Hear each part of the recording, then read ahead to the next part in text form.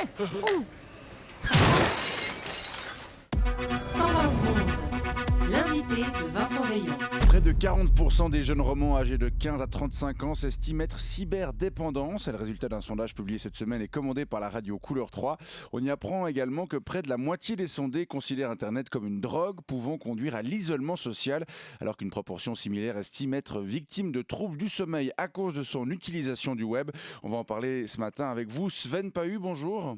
Tout à fait, bonjour. Vous êtes un jeune trentenaire et vous êtes un grand consommateur d'Internet. Grand consommateur, pas tout à fait.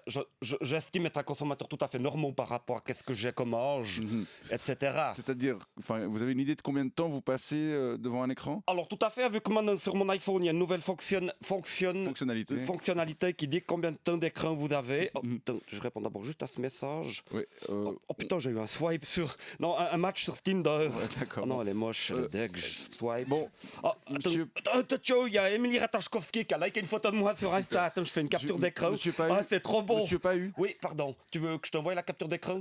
C'est quoi votre numéro ? Non, j'aimerais juste connaître votre temps d'écran. Ah oui, pardon, on est en direct je aussi. m'excuse, alors temps d'écran, voilà. Alors voilà, c'est marqué là, 8h42. Je fais 8h42. Par semaine, donc. Non, c'est marqué jeudi. 8h42. Ah oui, vous avez passé plus de 8 heures sur votre smartphone. Tout à fait, mais parce que je me suis levé un peu tard hier. Avant-hier, c'était 11h77. Puis ça compte 11h, pas. non, c'est 77, vous êtes sûr ? Ah non, 17, c'est presque le même chiffre. Il n'y a pas la barre. Puis sinon, ça compte pas.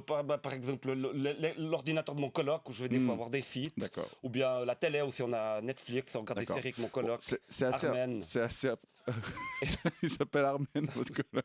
Ok. C'est impressionnant. Ça va, c'est normal. Cette consommation. Non, mais quelles sont les applications que vous utilisez ? Alors ça, c'est marqué aussi sur la fonction.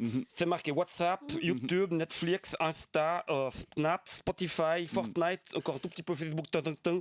Et puis Safari aussi, je vais sur Safari des fois. Safari, c'est le navigateur Internet, c'est là tout à fait. Vous allez consulter des sites Wikipédia, par exemple, d'informations. Non, c'est pour YouPorn, puis Pornhub, ça. Parce qu'ils n'ont pas les applications YouPorn, puis Pornhub. C'est nul, c'est interdit. Bon, d'accord. C'est nul. Alors, c'est pas pratique. Il faut aller sur Safari. Les applications que vous venez de citer sont à peu près les mêmes que celles qui ont la cote auprès des jeunes qui ont répondu à ce sondage. Parce que je suis un jeune tout à fait normal.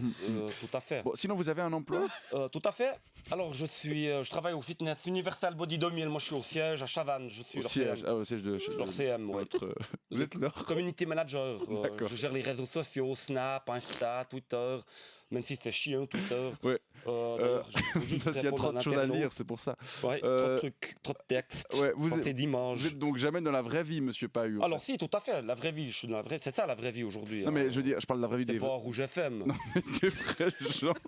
Ceux qu'on croise dans la rue, ceux qu'on peut toucher, ceux qu'on peut sentir. La vie nulle, vous voulez dire.